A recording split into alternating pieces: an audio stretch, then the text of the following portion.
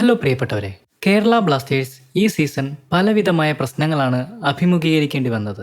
മാത്രമല്ല, ആരാധകരും മാനേജ്മെന്റും പോലും തമ്മിൽ പ്രശ്നങ്ങളുണ്ടായിരുന്നു. പുതിയതായി വന്ന കോച്ചിന് ടീമിൽ മാറ്റങ്ങൾ ഉണ്ടാക്കുവാൻ സാധിച്ചതുമില്ല. മാത്രവുമല്ല, ടീമിന് പലവിധമായ പ്രതിസന്ധികൾ നേരിടേണ്ടതായും വന്നു. ഇടയ്ക്ക് അഡ്രിയാൻ ലൂണ ക്ലബ്ബ് വിടാൻ പോവുകയാണ് എന്നുപോലുമുള്ള റൂമറുകൾ വന്നിരുന്നു. എന്നാൽ വരും സീസണുകളിലേക്കുള്ള പുതിയ അപ്ഗ്രേഡുകൾ ക്ലബ്ബ് നടത്തുന്നതിന്റെ ഭാഗമായി കഴിഞ്ഞ ദിവസമാണ് ഹിൽഡ ഗുരുങ്ങിനെ ബ്ലാസ്റ്റേഴ്സ് അഡ്മിനിസ്ട്രേഷന്റെ ഹെഡായി ചുമതല ഏൽപ്പിച്ചത്.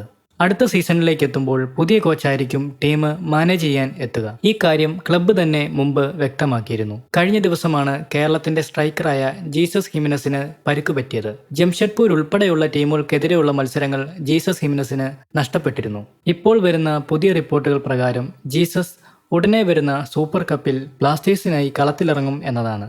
പരിക്ക് മൂലം ഈ ISL സീസൺ ജീസസിന് നഷ്ടമാവും. പക്ഷേ സൂപ്പർ കപ്പിൽ ജീസസിന് കേരളത്തിനായി തിളങ്ങാൻ സാധിക്കുമെന്നാണ് ആരാധകർ കരുതുന്നത്. ഇപ്പോൾ മാനേജ്മെന്റ് നൽകുന്ന പുതിയ റിപ്പോർട്ടുകൾ പ്രകാരം ജീസസിന് തിരികെ നാട്ടിലേക്ക് പോകുവാൻ അവധി കൊടുത്തിരിക്കുന്നു എന്നുള്ളതാണ്. പക്ഷേ സൂപ്പർ കപ്പിന് മുന്നോടിയായി ജീസസ് ടീമിനൊപ്പം ചേരും എന്നാണ് സൂചനകൾ.